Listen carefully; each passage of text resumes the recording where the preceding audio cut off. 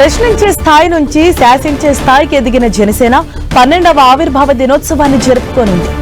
ఒక్క సీటు నుంచి పోటీ చేసిన అన్ని సీట్లు గెలుచుకునే స్థాయికి ఎదిగిన జనసేన అతిపెద్ద పండుగ చేసుకునేందుకు రెడీ అయింది. ప్రభుత్వం ఏర్పడిన తర్వాత మొదటి ఆవిర్భావ దినోత్సవం కావడంతో భారీ స్థాయిలో ఏర్పాట్లు చేసింది. ఈ వేడుకలకు జన సైనికులు, అభిమానులు భారీగా తరలిరానున్నారు. ఇవాళ పిఠాపురం నియోజకవర్గం చిత్రాడలో జనసేన భారీ బహిరంగ సభ నిర్వహిస్తోంది. ఈ సభకు రాష్ట్ర నలుమూలల నుంచి జనసేన కార్యకర్తలు, లీడర్లు, పవన్ అభిమానులు హాజరు కానున్నారు. అయితే ఈ సభలో పవన్ మాట్లాడే స్పీచ్ పై సర్వత్రా ఉత్కంఠ కొనసాగుతోంది.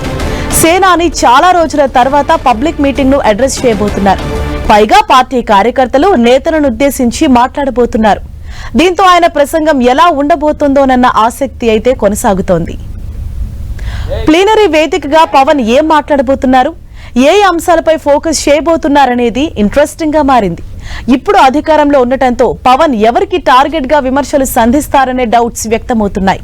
జనసేన ఫ్యూచర్ పాలిటిక్స్ పై క్లారిటీ ఇస్తారని ఎక్స్పెక్ట్ చేస్తున్నారు. మరోవైపు ఈ సభా వేదికగా పవన్ వైసీపీని కార్నర్ చేసే అవకాశం ఉందంటున్నారు.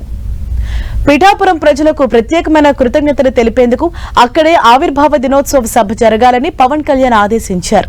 దీంతో చిత్రాడ గ్రామంలోని ఓ ప్రైవేట్ వెంచర్లో భారీ స్థాయిలో ఆవిర్భావ వేడుకలు నిర్వహించనున్నారు. ప్రభుత్వం ఏర్పడిన తర్వాత మొదటి ఆవిర్భావ దినోత్సవం కావడంతో ఈ సభను జయకేతనమని నామకరణం చేశారు. పౌర సరఫరాల శాఖ మంత్రి నాదెండ్ల మనోహర్ నెల రోజుల నుంచి కాకినాడ జిల్లాలోనే ఉంటూ ఏర్పాట్లు దగ్గరుండి పర్యవేక్షించారు. ఇతర నాయకులందరూ ఒక్కో కమిటీలో ప్రత్యేక బాధ్యతలు తీసుకుని స్వచ్ఛందంగా పనులు చేస్తున్నారు. ప్రత్యేకంగా సభ కోసం 14 ఎకరాల స్థలాన్ని సిద్ధం చేశారు. ఇందులో 50 అడుగుల ప్రజావేదికతో పాటు వీఐపీలు, వీవీఐపీలు కూర్చునేందుకు ప్రత్యేకమైన గ్యాలరీలను సిద్ధం చేశారు. గోదావరి జిల్లాల నాయకులను స్మరించుకునే విధంగా రాజారావు బహదూర్, డొక్కా సీతమ్మ, మల్లాడి సత్యలింగ నాయకర్ పేరు మీద 3 ద్వారాలను ఏర్పాటు చేశారు. ముఖ్య నేతల కోసం సభాస్థలికి సుమారు 500 మీటర్ల దూరంలో హెలీప్యాడ్ ఏర్పాటు చేశారు. ఈ సభకు ఇతర రాష్ట్రాల నుంచి కూడా జన సైనికులతో పాటు అభిమానులు, కార్యకర్తలు తరలిరానున్నారు. దీంతో సుమారు 2 లక్షల మంది ప్రజలు హాజరవుతారని అంచనా వేస్తున్నారు. ఎక్కడికక్కడే పార్కింగ్ స్థలాలు సిద్ధం చేశారు. సుమారు 2000 మంది పోలీసులతో భారీ బందోబస్తు ఏర్పాటు చేయనున్నారు. 75 సీసీ కెమెరాలు, 4 ప్రాంతాల్లో భోజన కౌంటర్లు, మజ్జిగ, మంచినీరు, ఓఆర్ఎస్ ప్యాకెట్ల ఏర్పాటుకు సిద్ధం చేస్తున్నారు.